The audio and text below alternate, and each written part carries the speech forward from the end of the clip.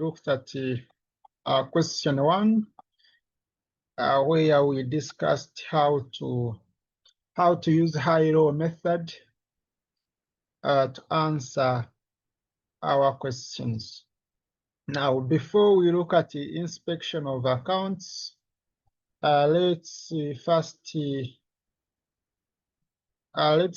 discuss least squares or regression method. Remember, it's also another technique that you can use to estimate your costs. So let's start with least squares. Then we will come back at inspection of accounts. Why am I choosing this? Because it is question 2 in our guide. So what is all about least squares method? It involves using regression line where y is equal to a plus bx. At least by now you know this, where a and b are computed using the methods of least squares. A and b are computed using the methods of least squares. These formulas may not be provided in an exam, so try to master them. So when you're using least squares method, how do you think about this regression line? And remember this regression line, A and B, you must compute them using the formulas, and these are the formulas. When you look at these formulas, it means that you cannot get A when you don't have B. You cannot get A when you don't have B. So it means that you always need to first get B. You always need to first get B. And as you use these least squares, as you compute A and B, you need X and Y. You need X and Y. Always understand that Y is dependent variable. The variable you put on vertical axis is always a dependent variable. It depends on what you put on horizontal axis. So what you put on horizontal axis is X. So you need to analyze your case study, analyze your question very well, and see what you are given. Can you be in a position to define what is X and what is Y? The moment you define the wrong variable, everything will be wrong. Take your time to understand what is dependent variable and what is independent variable. Dependent variable, it increase or decrease based on the X, based on the independent variable. Independent variable does not depend on any, just it influences the dependent variable. So using that knowledge, this one we are going to look at this using using the last questions. Now, let's first apply this knowledge in some of the past paper question least squares. So we are going to look at question 2. We are going to look at question 2. Question 2 is here. And when you look at question 2, we are told to advise HPL's board on the expected percentage growth in sales volume. Expected percentage growth. This is a past paper question, a CPA question. Advise HPL's board on the expected percentage growth in sales volume. For undercoat paint, between the years 2020 and 2021, you use least squares method. It had some good marks. So what are you given? We are told that House of Paints Limited, HPL, a family business producing undercoat paint, was established in early 2000 by Professor Kandi Caesar, that is a retired industrial chemist. The business enjoyed steady growth until 2014, when ownership decided to restructure the governance system to solve the expansion challenges. In 2015, a decentralized organizational structure was introduced under which production and distribution functions were made autonomous profit centers.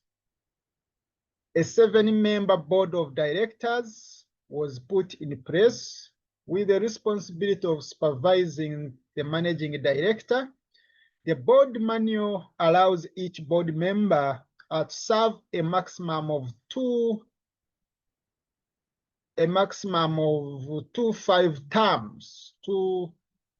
5-year terms. Although renewal is on the discretion of the annual general meeting, which sits in the month of January every year. So when you look at this generally first paragraph, you don't have anything that is going to help you to answer the question. Just this is like an introductory paragraph. So still, basing on my paragraph number 2, basing on this paragraph number 2, I really don't have information to help me to answer this part. Next, they are telling us that distribution manager provided the following data relating to undercoat paint for the years 2015 to 2019. Remember, you are not dealing with these years in the question. In the question, you are looking for expected percentage growth in sales volume for undercoat paint between the years 2020 and 2021. But remember, when we are dealing with cost analysis and estimation, basically we are using the previous data to help us to analyze the future, help us to predict the future. Okay, so you always be provided with the previous data. You use the previous data to predict what will be the change or what will be the figure in your next periods. So we have the sales volume, those are buckets, and they are given in a thousand. You have marketing costs, which are given in shillings million. Distribution unit projected. Now, this is very, very key. Distribution unit projected to incur a cost of shillings at 378.68 million and shillings 392.43 million on marketing. That is on marketing undercoat paint during the years 2020 and 2021 respectively. So these are projections. Remember, you are looking for the percentage change in percentage growth in sales volume. This is in sales volume, not the marketing costs. The percentage change. How do you get the percentage growth? Percentage growth, it's new minus old over old. So you will need the sales volume in 2021. You need the sales volume in 2020, then use those sales volume to determine the percentage growth. New minus old over old, the answer you get multiply by 100%. So as you use least squares method, you need y, you need x. So from the information given, which one is y, which one is x, which one is y? From these two, which one depends on the other? Does sales volume depend on marketing costs, or the marketing costs depend on the sales volume? Which one is X? Which one is Y? Which one is X? Which one is Y? For your sales volume to increase, it will depend on what you have invested. For your sales volume to increase, it must depend on what you have invested as marketing costs. So it means that sales volume depend on the marketing. So sales volume will be your Y, then marketing costs will be your X. So you will need to start. Let's start.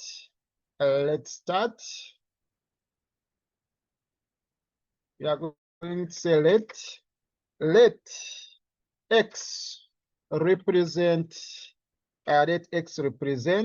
the marketing costs. Then Y, our Y is going to represent the sales volume.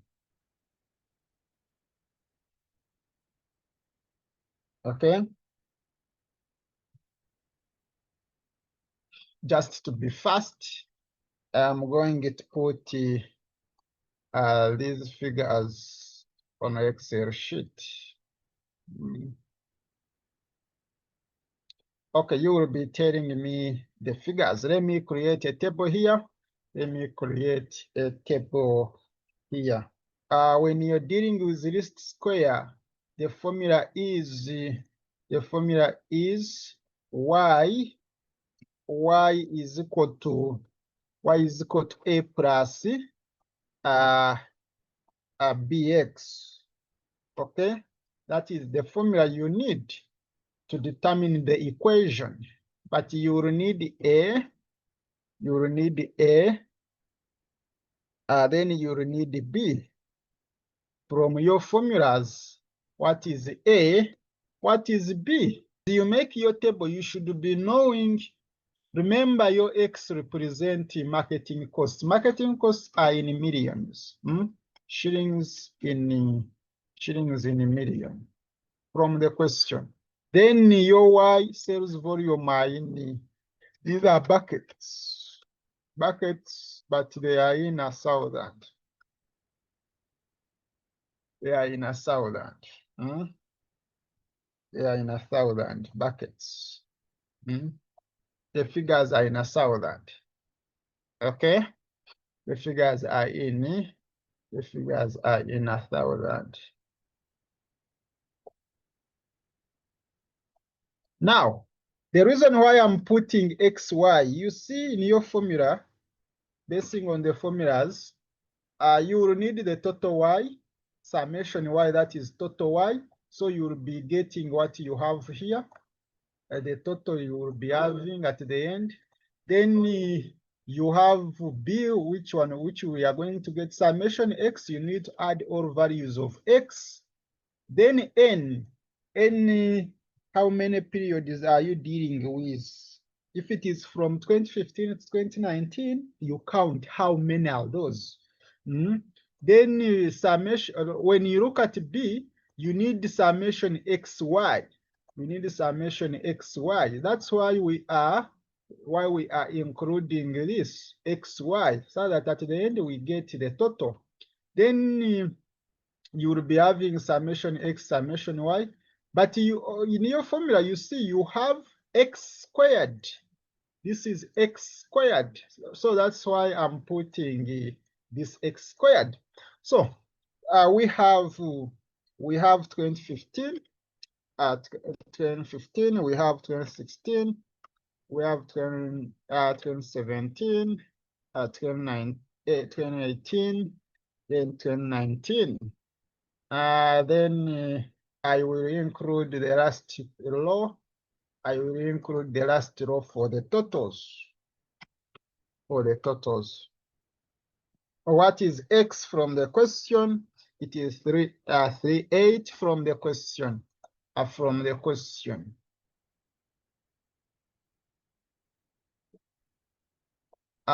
This is our question. From the question, we are putting this.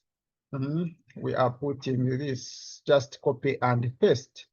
Get xy, multiply very fast. Kindly multiply very fast. Then get x squared.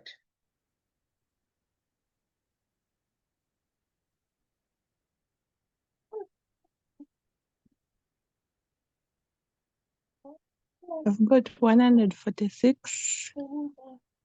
Just a minute.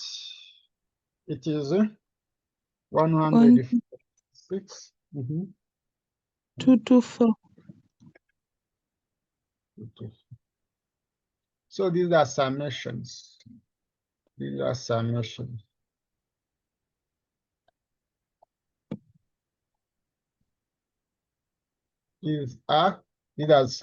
that you will need to use. So once you have this, first get, you can first, because you cannot get A before getting B.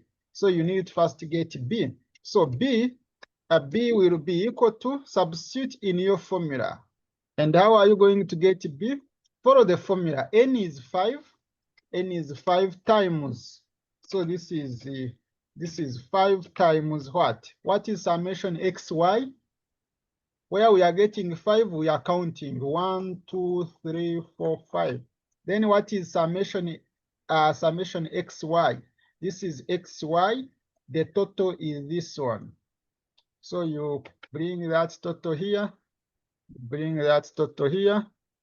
Then minus what? The formula is saying minus what? Summation x. So here you have summation x. Where is x? Summation x is this one. The total of x. So summation x is this times summation y, which is this one. So bring that here. Then whatever you get divided by n which is 5, times summation x squared is what? Summation x squared. This is x squared. Summation x squared, the total. So you put it here, minus you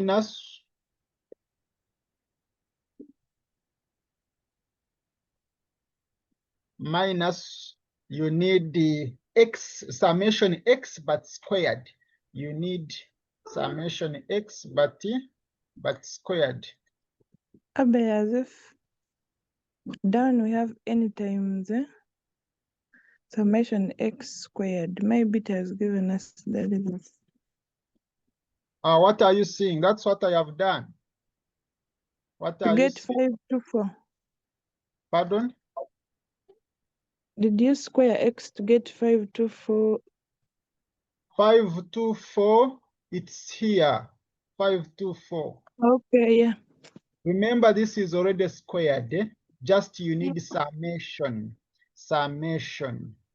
The total, which is this. Then here, this one, it's not summation x squared, it's just summation x. So summation x, it is this one. Summation x, it is this one. But you go ahead and do what? And square it. Are you seeing the difference? So yeah. I want to use your calculator. The problem with these ones is how to use calculator. So follow how you have the things here. Follow how you have the things here. Get open bracket 5 times this, close bracket, minus open bracket, this time this, close bracket. Divide by open bracket. Open bracket again. 5 times this, close bracket, minus open bracket, this one squared, close bracket, close bracket. You can get the answer direct. I'm dividing. And you see here, the problem is not that the question is hard. Did you get two as a whole number? Yeah, answer should be 2. That's Yes, what you get. It's not that these questions are hard, but you just make one error. The answer is 2. Then our A will be what? You substitute in this formula. You substitute in this formula. Substitute in this formula. So summation y is what? Summation y is this one. Summation y is this one. Then minus, I open bracket, b is what? B is 2 times times x times what? Summation x is 1,618.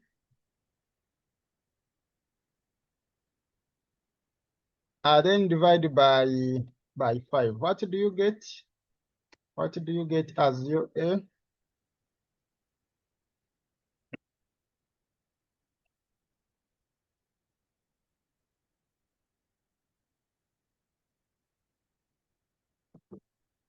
Kindly put some speed. I see time is taking us. Put some speed, put some speed.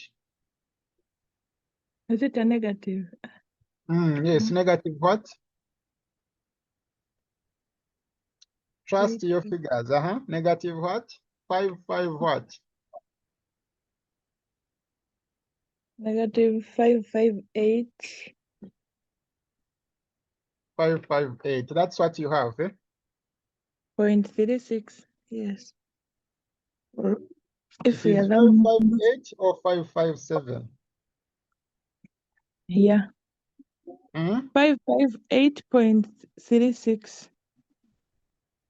This is 8, not 7, eh? Yes. Okay, so that is your A. That is your A. So it means that from your equation, y is equal to this, your equation that is going to help you to make estimate, your equation y will be equal to, where there is A, put the value, A is negative this, I put the value, then plus, what is B? That is 2, then 2x. So this is the equation. This is the equation that is going to help you to make the future estimates.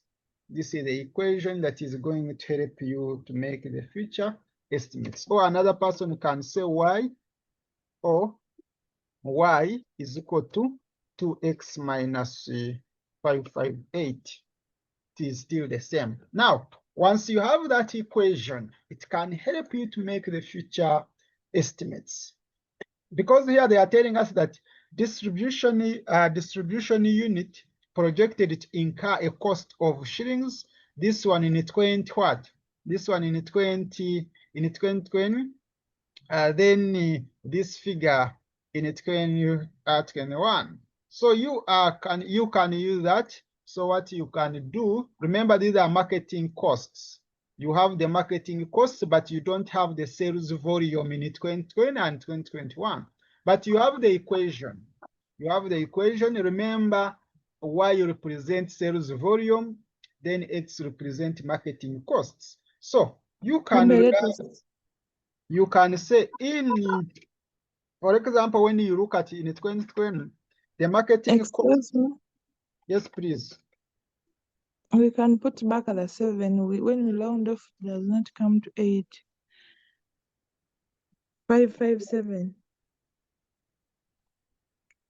Kati yegwambulira, I don't know why. This is what? This is 7. Yes. Okay. So we are saying that once you have this, your A, we are going to say that in 2020, the marketing costs, remember marketing costs are your X.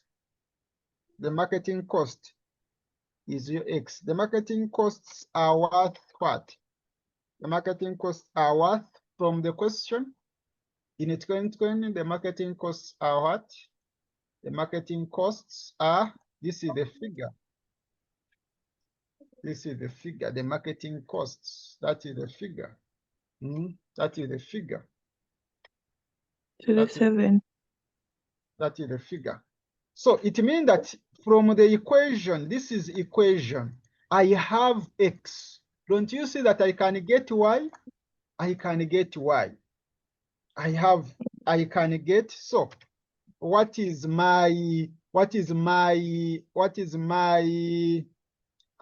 X was defined as what? What is my sales volume?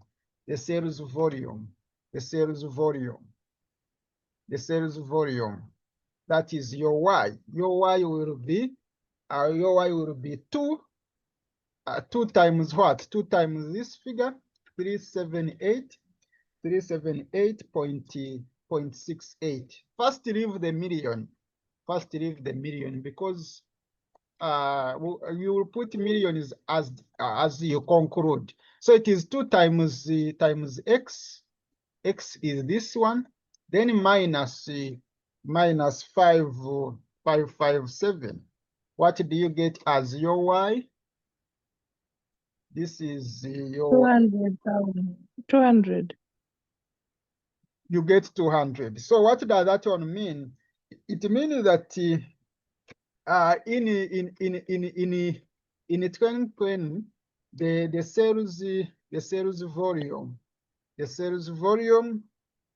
sales volume of undercoat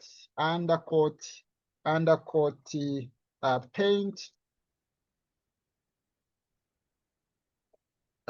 is 200. But sales volume is in what? Is in which precision? It is in 1,000. Are you saying that? So in your conclusion, you bring those 1,000. So the sales volume is 200,000. These are buckets. These are buckets. Are you seeing that? Now you remember you need the percentage growth. You need the percentage growth. You cannot get percentage growth relying on only 1 year. We also need the sales volume for 20 what? For 2020. So what you're going to do, you are going to get, here we are going to say that in 2021, what is the marketing cost? What is the marketing costs? The marketing costs. The marketing costs are worth what? Are worth, you just pick the other value in 2021. At the marketing costs, we are given the marketing cost as 392, as 392.43 million. So it's worth, I put the figure here. So it means that since I have X, still you will say from this equation, you can get the sales volume.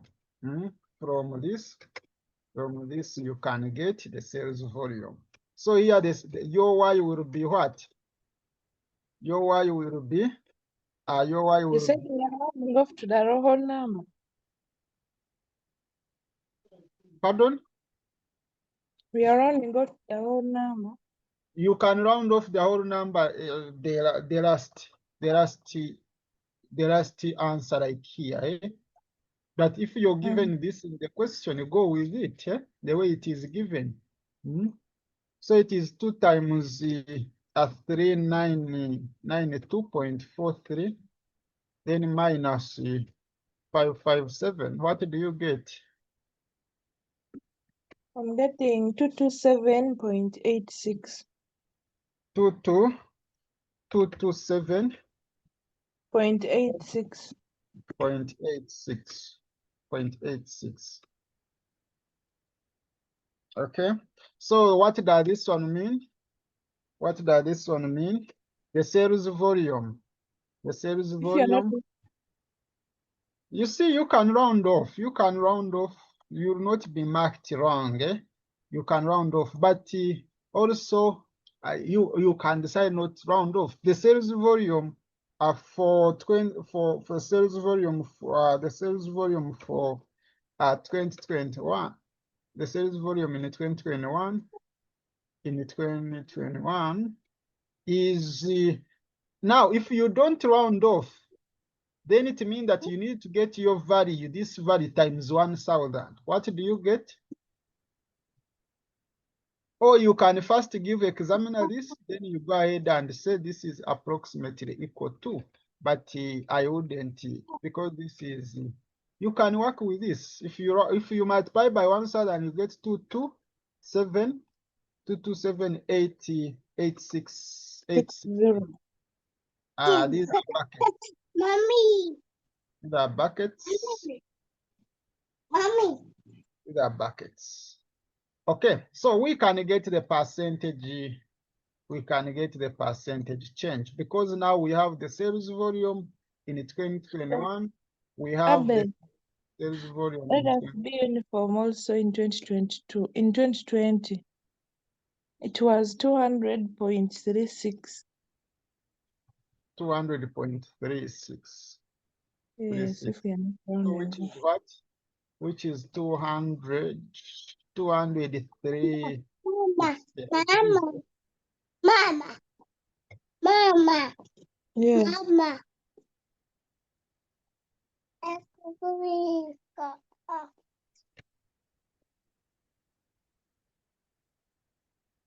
Okay, so here we need the percentage, the growth in sales, or the percentage growth. Basing on the question, we are told that we get the expected percentage growth in sales volume. That's what we are going to do. That's what we are going to do.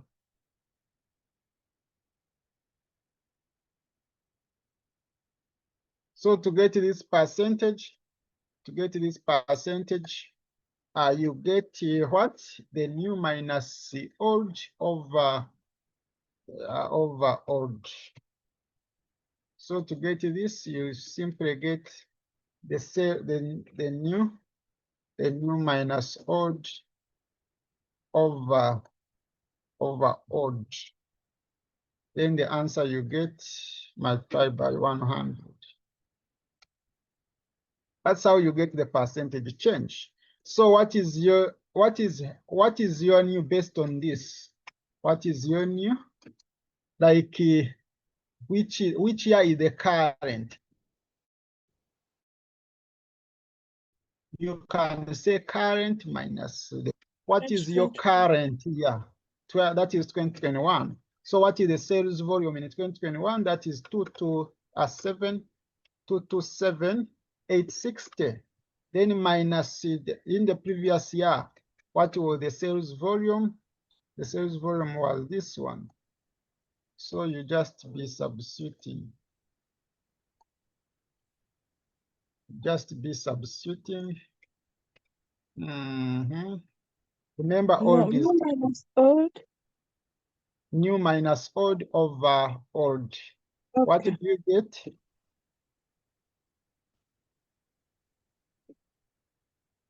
What do you get on your calculator?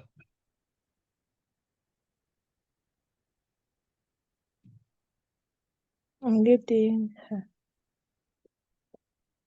Should I multiply by 100 percentage change? Yes. 13.7. You need the percentage. 13.7. 7%. So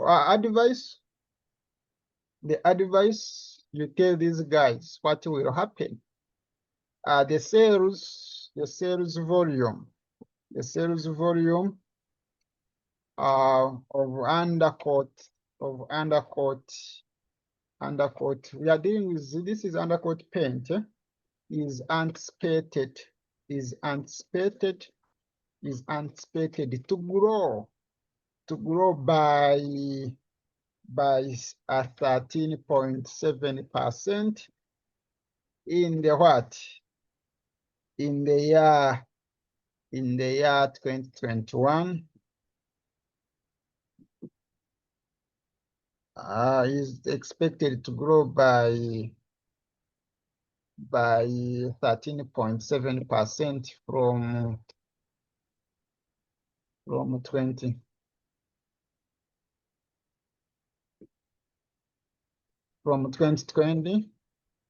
to 2021. Nice. And that's all. That's all. You're just telling these guys the percentage growth in sales. So the percentage growth will be it will be just 13.7%. And that's all. That's all for that question. That's how you'll be using the least square method. Is it hard? Is it hard? It's better than the first one. So that is our that's always our question. That's always our question. So next we go to the next. Next from our notes, we are going to look at the inspection of accounts. We are going to look at the inspection of accounts.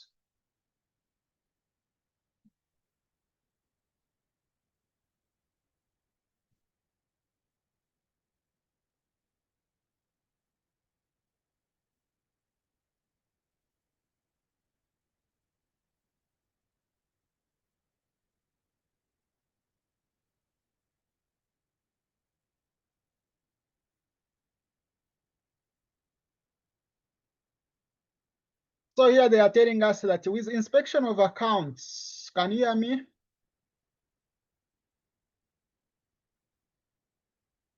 Can you hear me?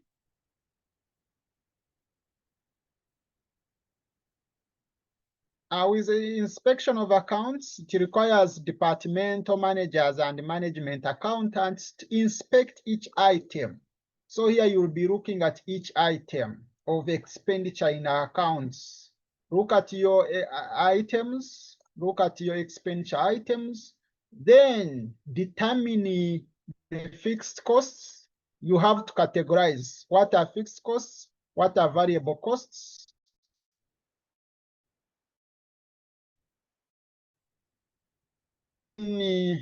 what are semi-variable costs. So you as an accountant, you as a manager, you need to know from my expenditures what are fixed costs, what are fully variable costs, what are semi-variable costs. Semi-variable costs include both the fixed and variable. There is a portion for variable, there is a portion for fixed. So you need to identify from your expenditure accounts, categorize them into 3 classes.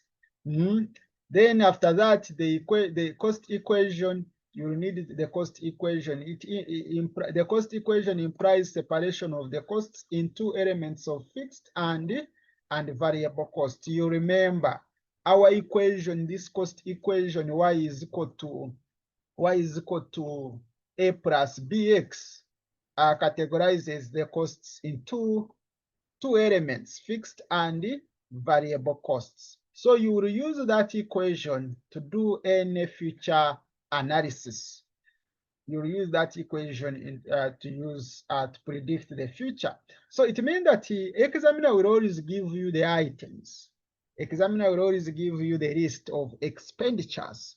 Then it's you to identify from this list which one is variable, which one is fixed. Which one is variable, which one is fixed.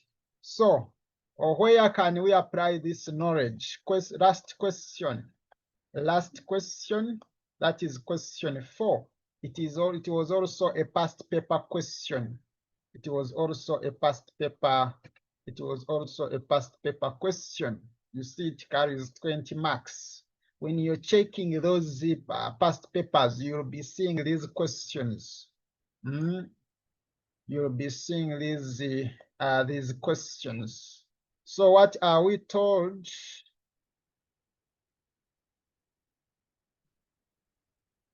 We are told that the required part, using inspection of accounts method, you advise KIEL's accountant on the total costs to be incurred during the month of December 2018.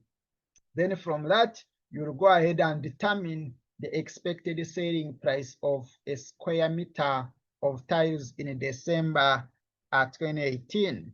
Then if you know the theory, start with the theory. The procedure, describe the procedure taken in estimating the cost functions. We have already discussed these procedures, whereby I said you first identify the dependent variable, identify the independent variable, collect data, and use that data to analyze accordingly. You recall those steps that I gave you? You recall those steps? We saw those steps somewhere. You have them. These are the procedures. These are the procedures. If you don't want to plot, you just estimate. Once you have the data of dependent and independent, then you can estimate the cost function that can help you to predict. So those are the procedures. Those are the procedures. But of course, you need to explain. Okay. I see it will waste time. Let me open this, which is a bit easier. Let me open this. Okay.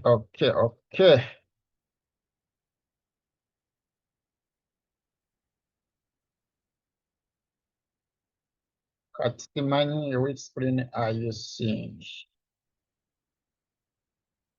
Okay, I have opened it in the PDF format. Okay, so what are we told? We are told that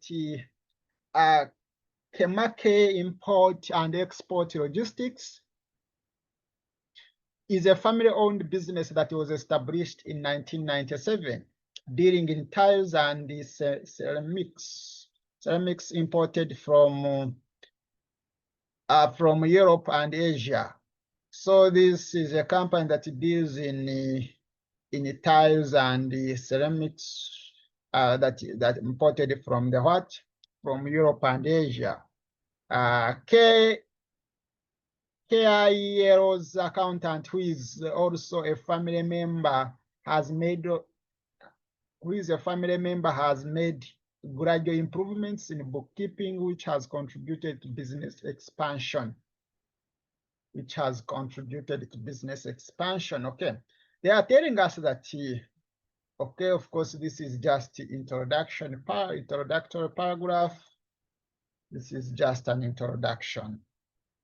Okay, here they are telling us KIEL imported 25,000 square meters of tiles from Spain in October 2018.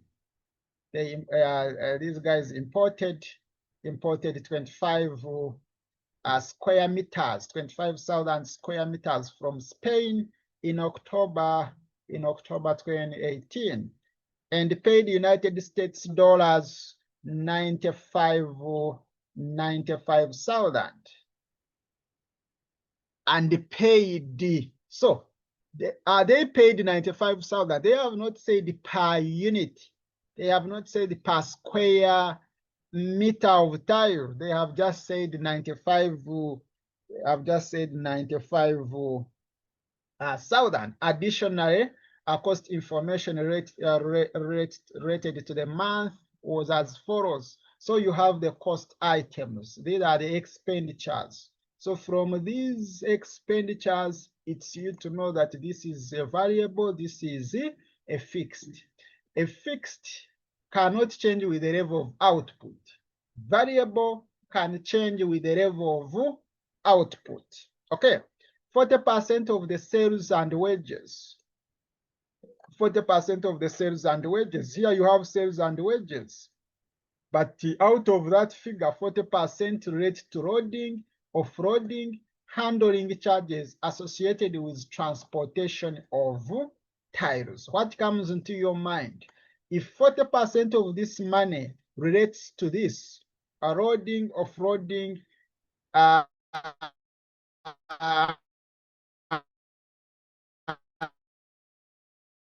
and handling charges, this is based on what you have imported. The figure can vary based on what you have imported.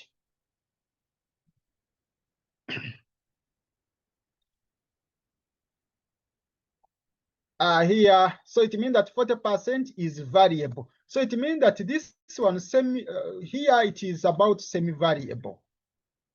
This salaries and wages is a semi-variable where you have a portion of fixed and variable. But 40% is variable, then the remaining percentage will be fixed.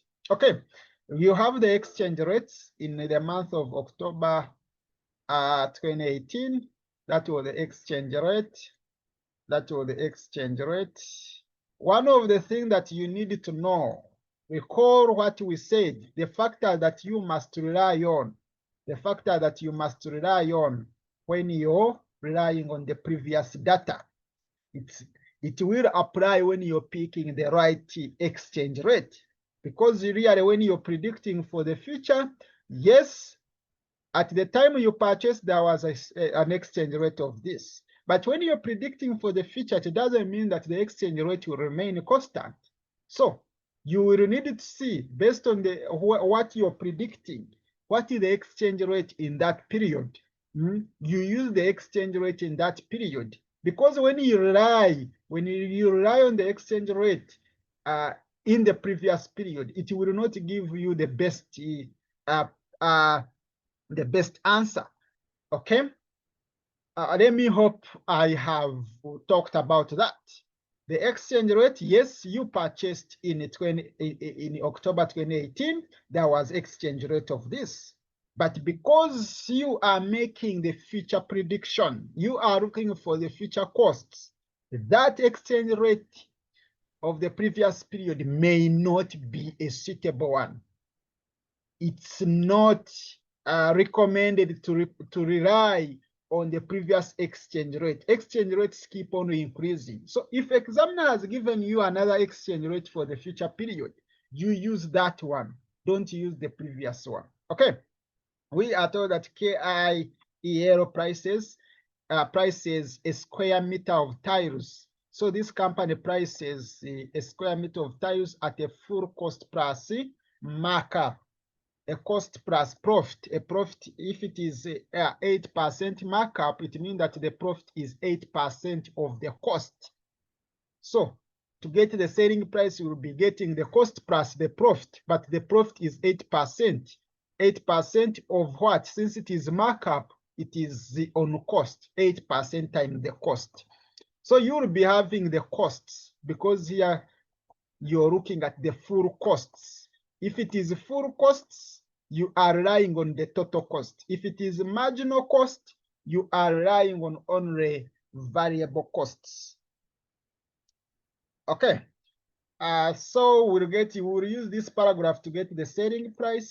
Selling price will be equal to the cost plus the profit, of which the profit will be 8% of the cost. If it is margin, then it is 8% of the sales. If it is margin 8%, the profit will be 8% times the sales. All right, the US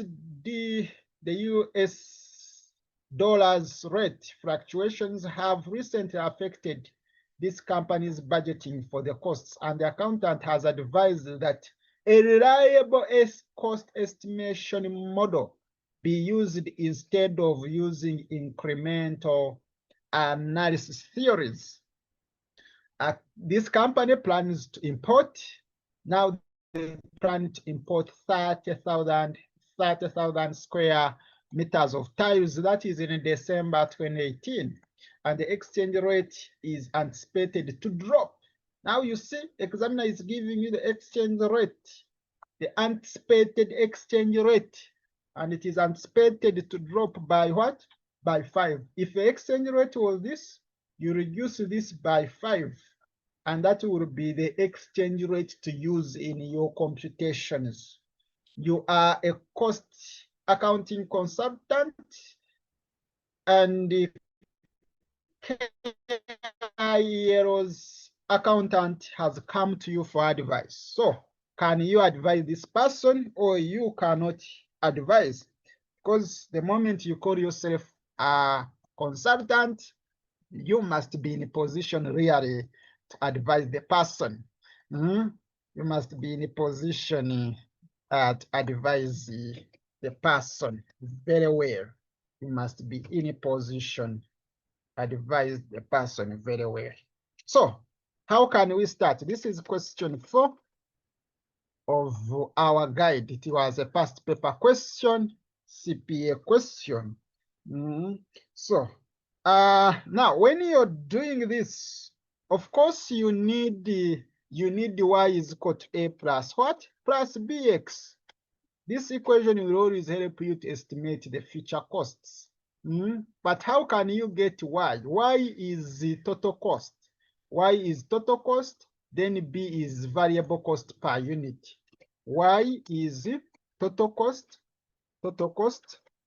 then b is your variable, b is your variable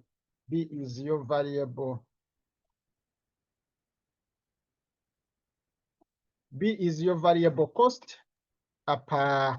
per unit. B is your variable cost per unit.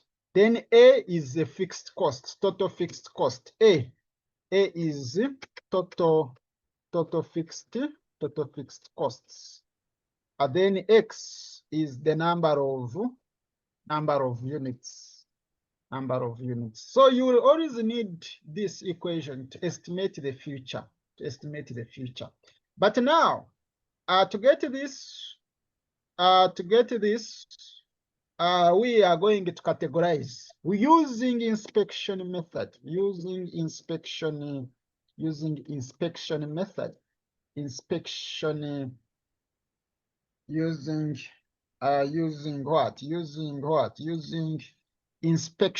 of accounts. Using inspection of accounts method. Using inspection of accounts method, you need to categorize your cost into 2, the fixed costs and the variable costs. So I'm going to create the table. And this table, what I'm going to do, I'm going to put here my cost item, my cost item. Then here I can put the variable costs. Then I can put here the fixed costs. If I find that the cost is fixed, I put in that column. If I find that the cost is variable, I put in the column of variable. So these are shillings. Now you start with what? Now the first one is the purchase cost. Looking at the question, the purchase cost, because here, remember, we analyze this question, we are actually looking for the total cost to be incurred in in the month of December 2018. That's what we are looking for. But these costs given were for the month. These are just the costs. Here the person purchased in October. So if we purchased in October, we can get the purchase cost. It's not directly given. So we can do the working. You the purchase working, need the purchase cost. I need the purchase cost.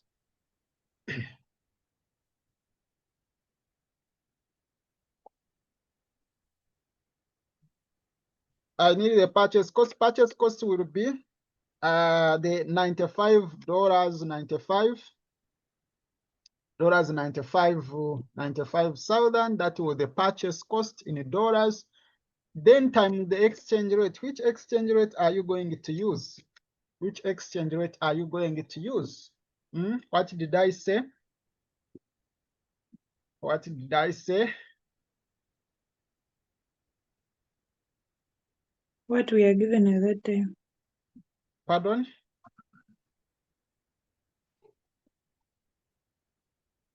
Are you going to use this one? No. No. You're not going to use this one. Yes, the purchase was in October, but we are making the predictions for the future. You get? We are making the predictions for the future. Don't use this exchange rate. You'll be using wrong data. One of the things that you must look at as you use the previous data, how is it reliable? How is it relevant? Is this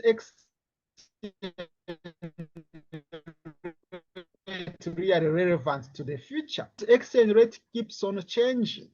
Exchange rate keeps on changing. If you rely on this, you'll make wrong estimate. You'll make wrong estimate. Here we are told that the exchange rate, here the exchange rate is anticipated to drop by what? By 5. So because the exchange rate is anticipated to drop, please, you use what you have. You use the future exchange rate. As long as you have the future exchange rate, you use that one. Don't use the previous one. That one is outdated. Are we together? So you get 3,805 minus that 5. That will be your exchange rate. I know that students must have failed from here. Please, exchange rates, those things of interest rates, those things of prices, if you can easily know how the future will be, what will be the exchange rate in the period you're predicting, you use that one. Okay, let me hope it is clear. So we are getting 95. This is 95. This will be 95 times what? This is 95. 95 times 3,800. So the future exchange rate will be 3,800. And in shillings, that will be how much? That is, But I said by 5%. no, Okay, no, 5. Okay, it's 5. not percent. It's just 5. If it's percent, then the workings is different. If it is 5%, then you get 3,805 times what? Times 95. what? If it is going to reduce by 5%, you multiply by 0.95. That is 95. Are we together? Yes. If it is going to increase by 5, then it will be times 1.05. That because if it is increasing by 5, that will be 105%. Okay, so here this is our figure. This is our figure. This is our purchase cost. So we take this purchase cost. Is it a fixed or a variable? Which column are you going to put purchase cost? Fixed or variable? It's a variable. Purchase cost depends on the number of tiles you're going to purchase. So next, this question is easy, but the moment you mix, rent, is it a fixed or a variable? Does rent depend on the output? Fixed. Rent is fixed. Whether you produce or not, you pay that rent. So rent is fixed. Put that amount under fixed. The amount is how much?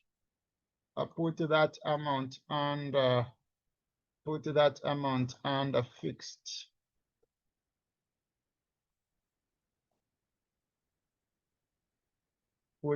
amount under fixed. You can decide to keep you can decide to keep 3 zeros to avoid wasting time in an exam, but here, this is for the rent.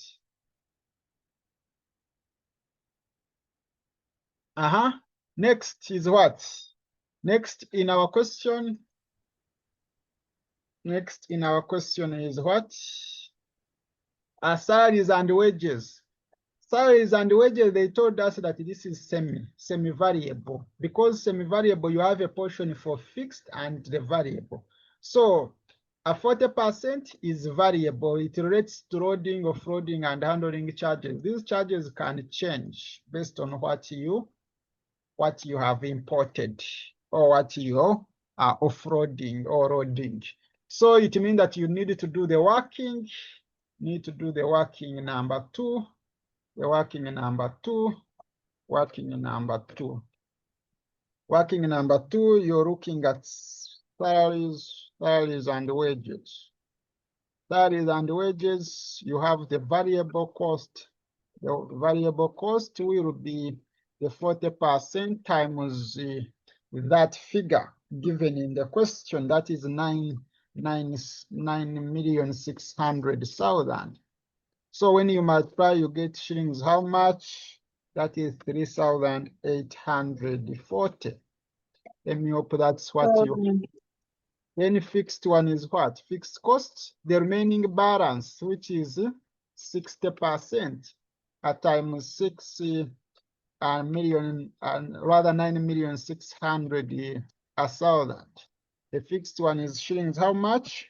That is 5,760. Yeah. So you copy this. You copy the one of this, put under the column of variable. Okay, here you are dealing with what? Salaries. You're dealing with salaries and wages.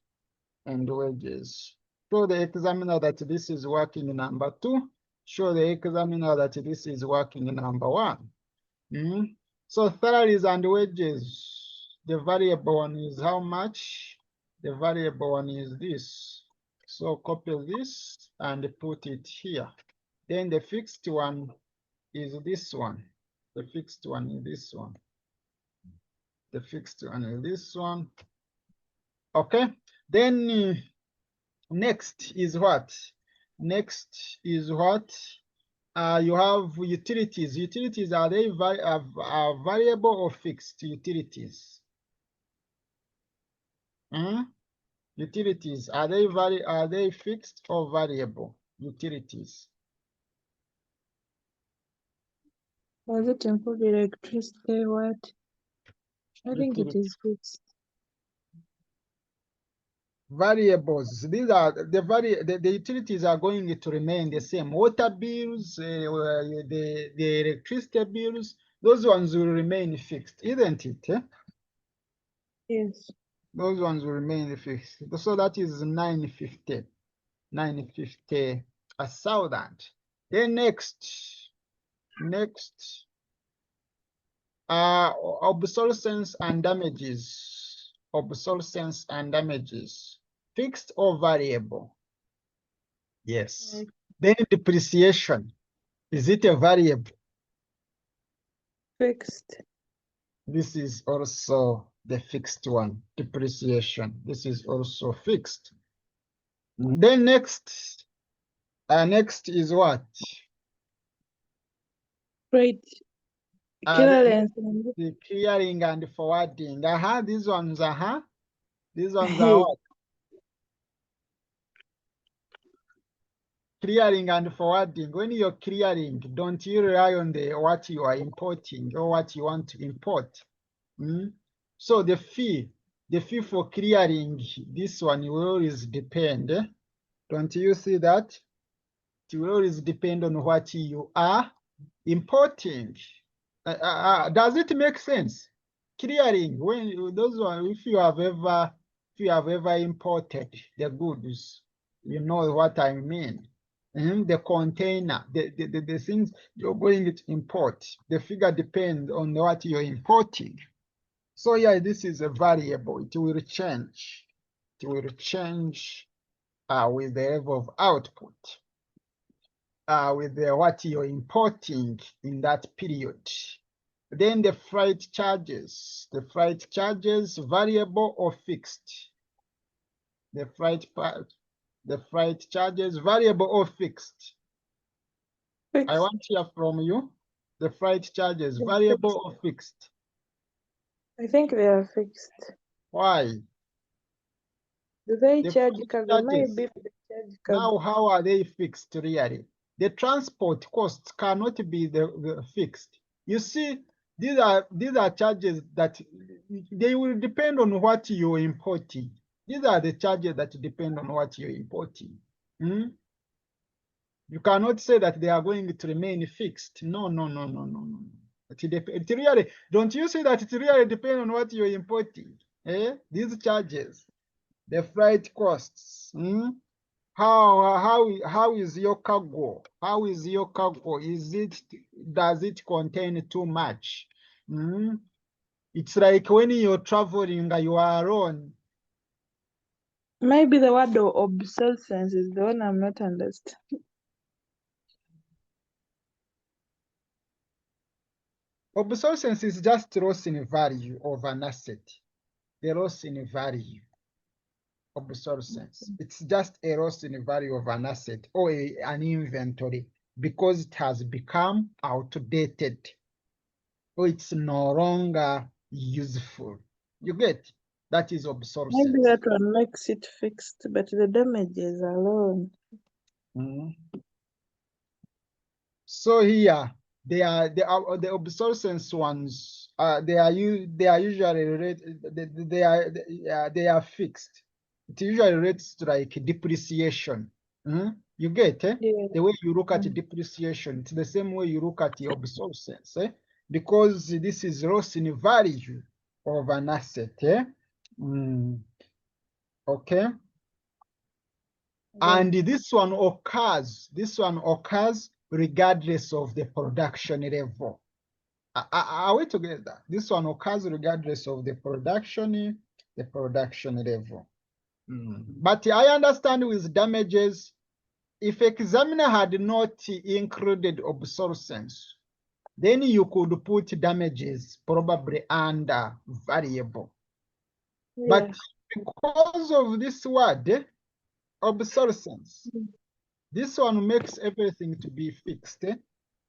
Because damages basically refers to loss of goods or materials due to maybe accidents, could be mishandling, could be spoilage. And they are usually classified as variable costs because the amount of damage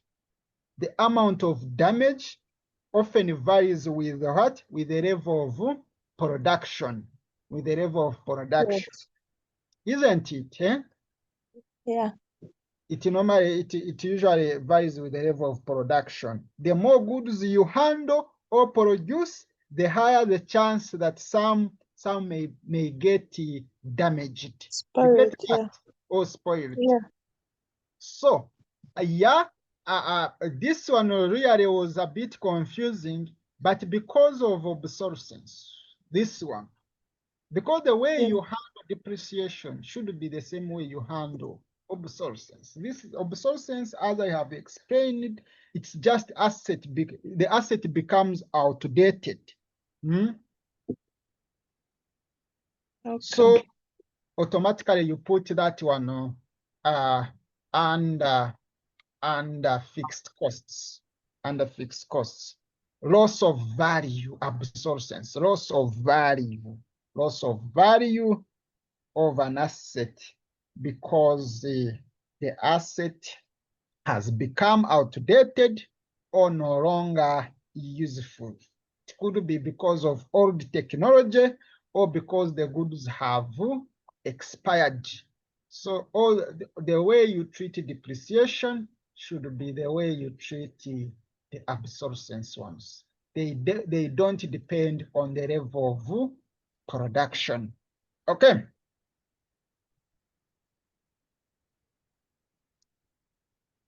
Do you know why it doesn't depend on the level of production?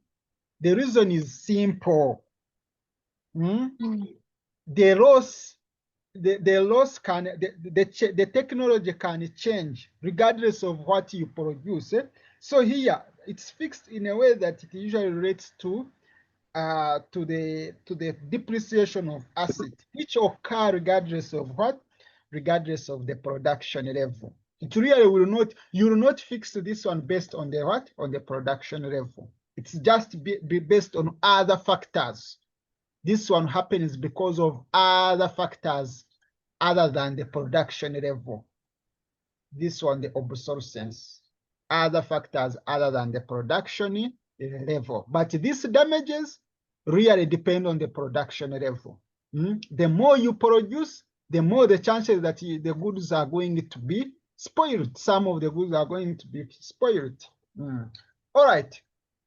All right. Next. Let me hope now it is a bit clear to you guys, to you. Okay. The next, pre-shipment inspection. Pre-shipment inspection.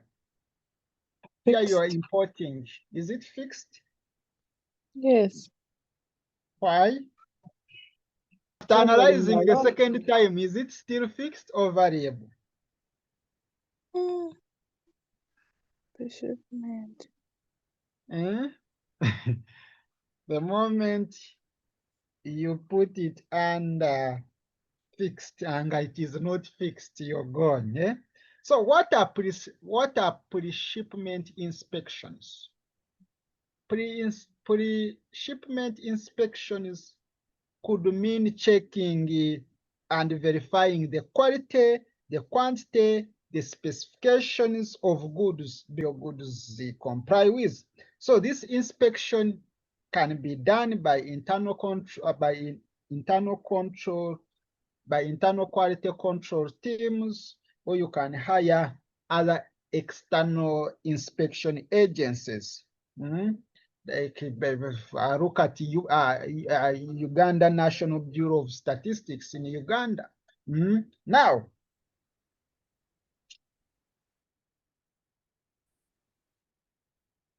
what will happen is that this inspect what you're going to import. What you're going to import.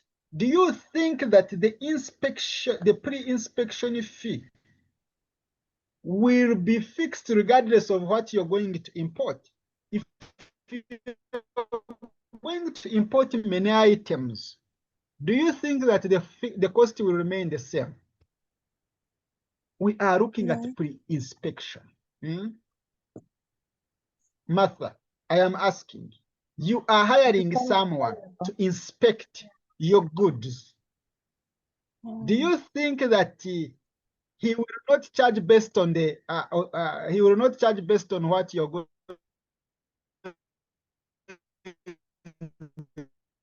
to import? There it becomes a variable. It becomes a variable because here the inspection costs really depend on the quantity of goods are produced or shipped. You cannot say now, for me, the fixed I charge is the same. Just imagine when you're going to inspect a lot of goods, you cannot say that the amount is going to remain fixed. So the more units you manufacture or you export or you import or you expect to import, the more inspection time, the labor, the testing materials will be needed. So those things will not be really, it cannot be. Actually, I was not It looking at cannot it in be terms of fixed. goods. You are not looking in terms of what? I was looking at it as in a person who was going to inspect how the goods will be shipped, maybe in terms of transportation. Not inspection of goods. If it is of In goods, terms then of it is transportation. automatically here pre-shipment inspection, pre-shipment inspection. These ones are normally done before you deliver goods. Before you deliver goods, you need to check the quality, the quantity, the compliance, and all of these things. That because of the time, because of the labor, the materials you're going to use to inspect, those things don't remain fixed. So you need to really to adjust the cost. Let me hope now it is very clear. Yeah, it's clear. Let me hope now it is very clear. The pre-inspection costs, the pre-inspection, the pre-shipment inspection. That's how it is given. Am I writing it well? The pre-shipment inspection. Then the Yes. figure is 8.9. So it is variable. 8.9. The moment you put wrong things, you're going to look at also quality, the cost of quality. Actually, from here, you listen to the cost of quality topic. Because that one, I don't normally discuss it. I refer you to recording. But it's also the same. The moment you put the wrong item, if a cost is internal and for you, you put it under external, you're gone. You move out saying the paper was using and you made the mistake.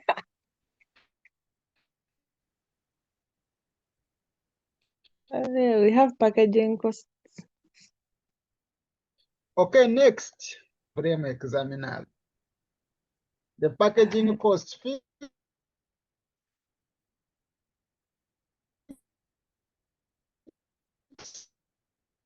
or not? Fixed or not? Variable. Really, it remain fixed. It depends what you want to package, the quantities. So it is what 125. Is it 125? Is it 23?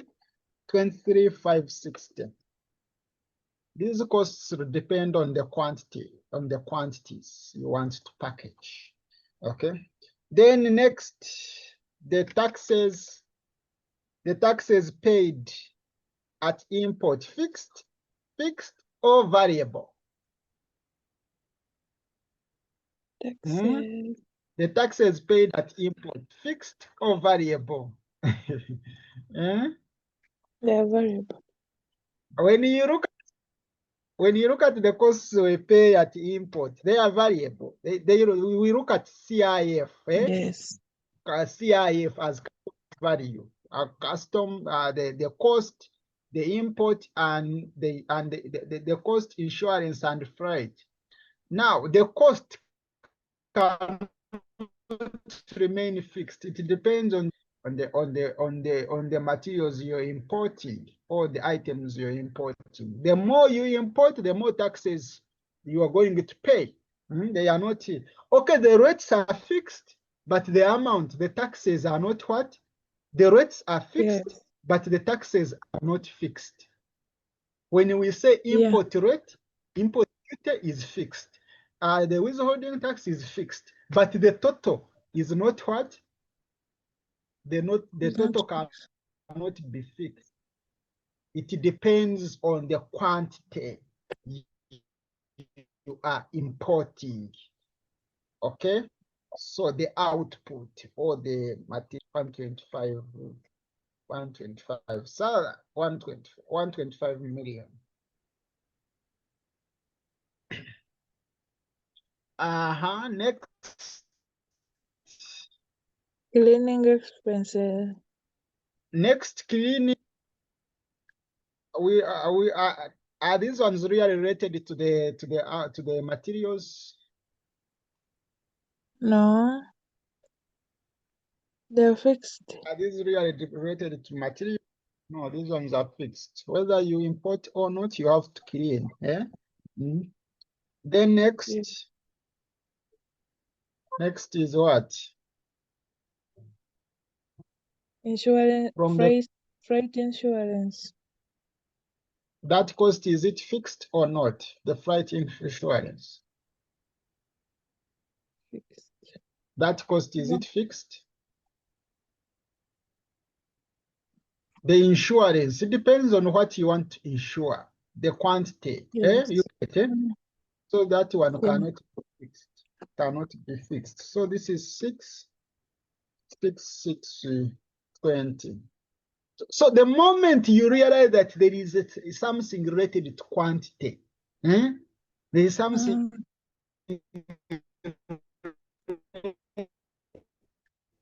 to your output, the reporting, that one automatically will be what? Will be variable. Will be variable. Then next, monthly legal Yes. costs. Monthly legal costs. Remember, we are looking at 1 month. So don't say that we need to multiply by what? This is just the whole is what? We are looking at 1 month. Are we together? So don't multiply. So monthly legal fees, since they are monthly legal fees, they are not attached to what? They're fixed. Your production level. So these ones are fixed. 346 thousand. Then next, other fixed overheads.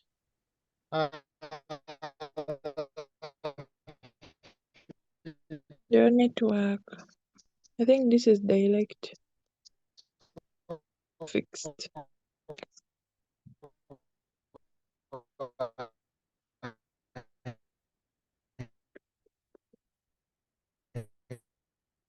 Network. We can't hear.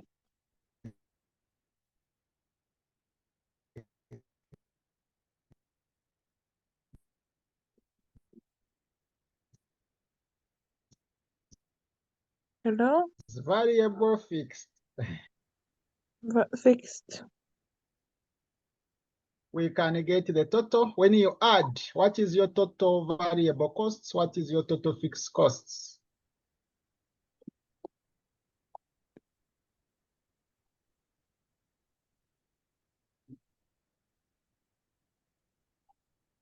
Here it is 555 720.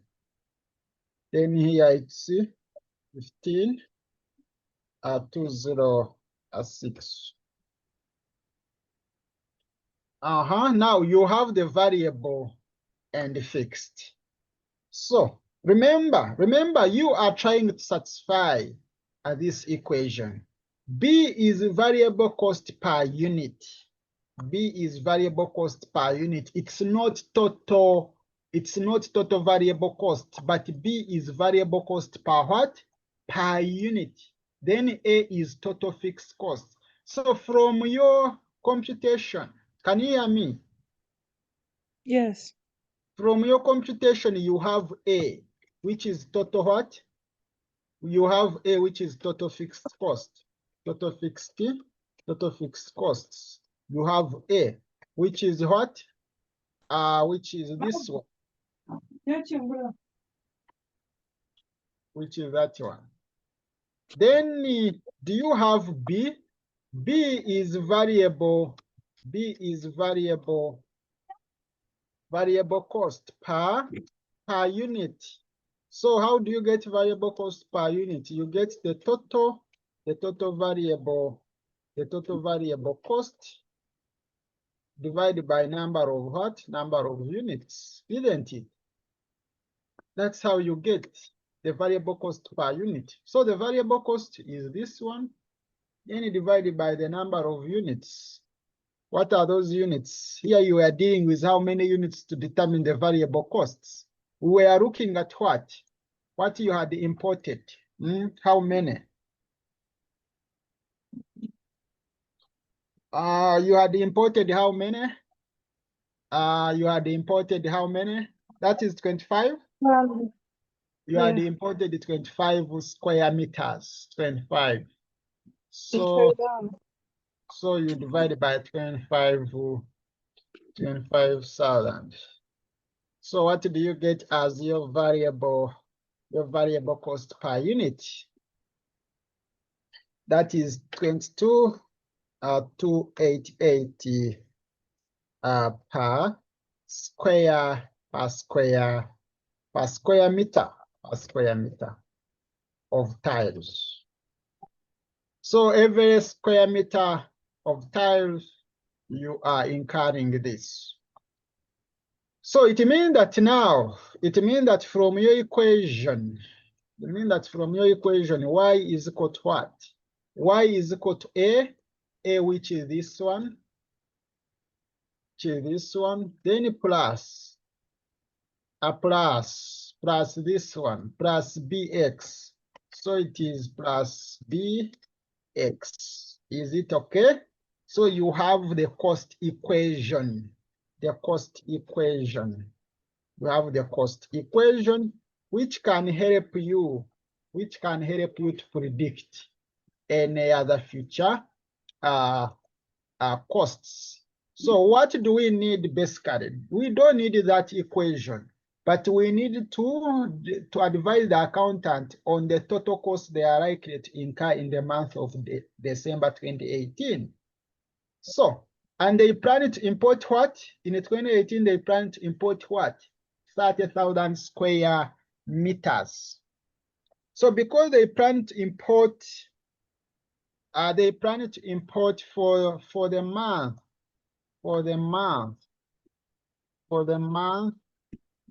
of December 2018, they plan to import X as what? They plan to import, because X is the number of units, they plan to import 30 square meters of tiles. So it means that the total cost, this was very easy. The total cost will be how much? You substitute. Total cost is Y. So you substitute, you get this figure. Then plus this one, where there is X, put 30. Are we moving on the same pace? Yes. On the same pace. So we put here, we multiply by 30. So what will be the total cost for the month of December? This will be shillings. The estimated, this will be the estimated total cost in the month of December.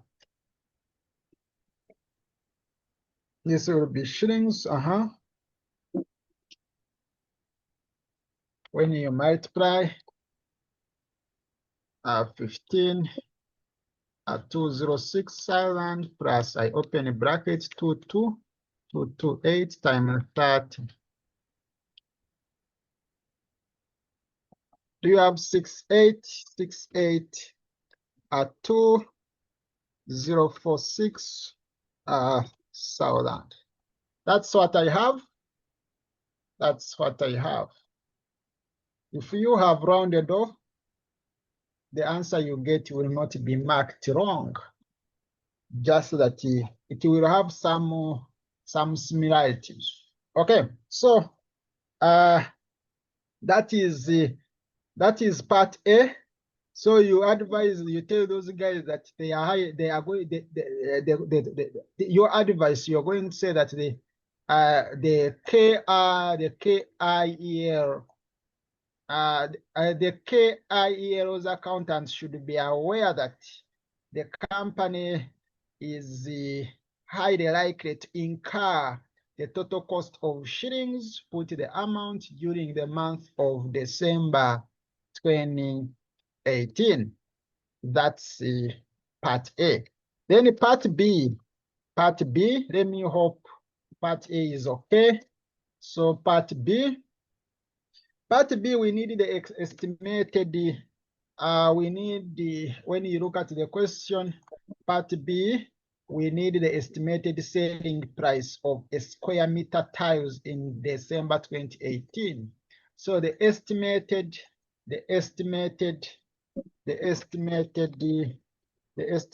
selling price, is what? These guys plan to price their tiles at a full cost plus markup.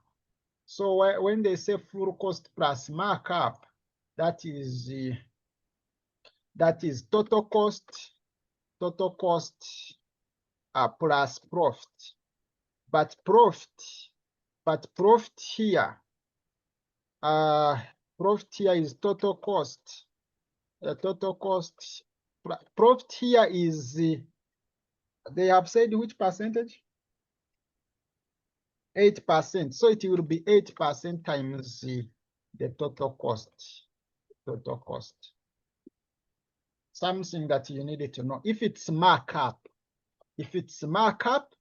then you get that percentage times total cost. If it's margin, you get that 8% times total sales or total selling price. Okay? Have you heard? Yes. So from this already we have, okay, you need the estimated selling price. You don't need the estimated total revenue. The estimated selling price is always per unit. So you can change all these things per unit. Estimated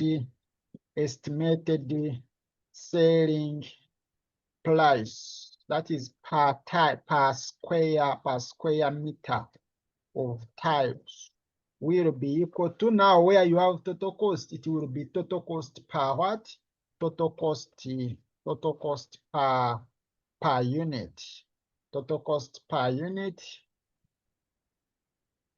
Okay, to avoid the confusion. Let's just substitute, because do we have total costs? What is total cost? Yes. What is total cost? Total Two. Total fixed, total variable costs. What do you get?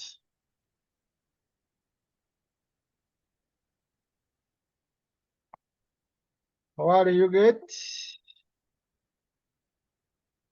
The total fixed costs. But I will. How do we determine this? What was our total cost? When you add, what do you get? It was a bit different. But I did. How do we calculated this? The total cost? The total cost, fixed cost is, let's first, fixed cost is this one, eh? Yes. Fixed cost is this one. Fixed cost is this one. Then plus variable cost. Remember, you're dealing with the month of December. So variable cost will be what? How do we calculate the variable cost? Variable cost, you just pick. But we have already. Why are we again repeating? We have estimated. We have this already. Yes. We have this already. So that is the total cost.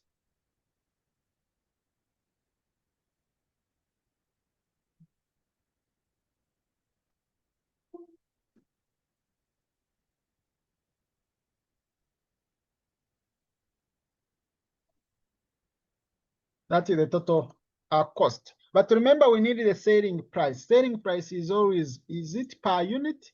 Because here they asked us the selling price of a square meter tile. So we need a selling price, per unit. So you can convert this into per unit. So total cost per unit is equal to what? You get this figure. Divided by what? How many tiles in the month of December? 30. The square meter times 30. So when you divide, what do you get? This will be shillings.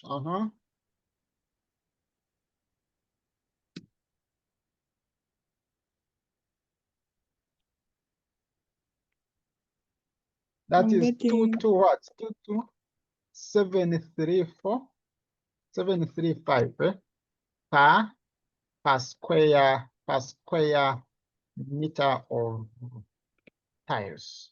So it means that now, if I'm looking for the profit or the markup, I will be multiplying 8% times this. Okay, so the selling price, the estimated selling price per square meter of tiles is equal to, I get this figure, the total cost per unit. Then I add the 8%, but times what? Times the total cost per unit. Since I need per unit, I won't rely on the total cost. I just rely on the one on per unit. So what do you get? Or you get using your calculator? So it is 22735 plus open bracket 8%, 8 divided by 100 times 22735. So your price is what? 24 what? 24? 2455. Shillings, 24,000. 554. 5554. This is per square. This is per square meter. Per square meter of tile. Per square meter of tile. Per square meter of tile. And you're done. You're done with the question. So you see how these concepts are good. If you're a manager, you can know now in the future, I should sell my 1 square meter of tile at this money. You see how good it is. You see, these things are not applicable to you, maybe if you're not dealing in this department. But the moment you're a manager, sometimes you're doing those budgets. You should be having the tools that should help you to come up with a budget. Which tool are you using to come up with a budget? Which tool are you using? Now, if I want to know the revenue of December, I must know the selling price. What will be the selling price in the month of December? Can I use this tool? The inspection of accounts method, to predict what can be my estimated selling price? I categorize my costs into variable and fixed. These things are applicable. You see, some of you say, we study these things, but you will never apply them. You never apply them because you are not in that sector or in that field. But there are some people who are applying these things. If you're a manager, you must be having a tool you're using. Which tool are you using to make your budgets? As a manager, you cannot be a manager that you are not going to do analysis. Advise the board. What can we do? You cannot advise the board when you have not done analysis. when you have not done evaluation. You need to sit down, do evaluation, so that during that board meeting, you have the basis. You are telling us that we should price this as a selling price. But on which basis? I have done my evaluation using inspection of accounts. And now, when you're a manager still, one method may not be appropriate. You may decide to use high-low method. As a manager, I may decide to use another method. Another method. I can use another method, least square. I can use least square method to do the evaluation.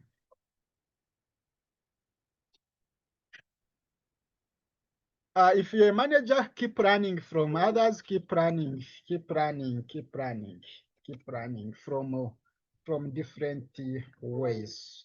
Because it doesn't mean that if you're a manager, you cannot run. You can learn from even your juniors. Don't be a manager.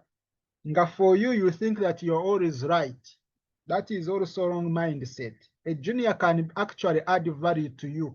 There are some juniors who are sharp. They can add value to you. Allow those juniors to talk. If you have an intern at your workplace, allow them, listen to them. Some of them have good ideas. Some of them have good ideas. Listen to them, then correct them where they are wrong, then agree with them where they are right. Don't just be a one-sided person. That I'm always right. No. You cannot grow with that mindset. Okay? So I think that's enough for now. That's enough for now. We are left with a few things. The test of reliability and learning curve. This topic is a bit, of course, this topic is a bit wide, and the examiner always like it. So try to master it because it has a lot of areas. He can put it in question 1, he can put it in section B. So try to master it as we discuss together.